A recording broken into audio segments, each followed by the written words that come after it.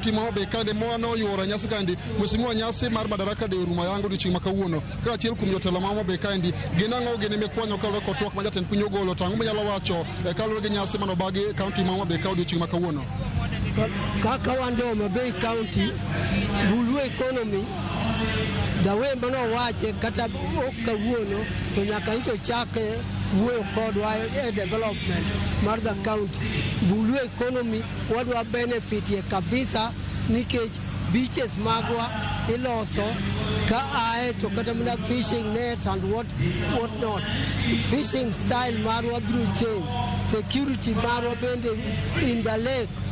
oyiene odwamno okaw steps mondo mi kibedni wanegore kendwa in the waters kata jo moa oko mar Kenya nego jogewa obiro kaw steps to iko awacho mano nikech mano seyo jogewa mang'eny. I'm told around 5,000 people matho in Lake Victoria Kenya side every year. Mano is too much. Obiro take care of that. To korka economy I agree nikech onge sector mokro bulo mobiro timo nwa gimoro korka development mamoko kuonde mamoko wacho kaka roads and so forth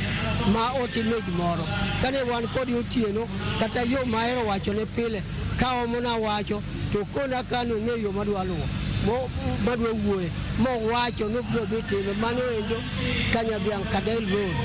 wacho no biro dhi time kendo tich osechakore amba confirm ni tich ochakore no wacho no gika ng'enye development amor gi biro mare ka amor gi madaraka mano kel ka to gi nkech madaraka ni okelo nwa so many things. God bless. Erokamano ahinya.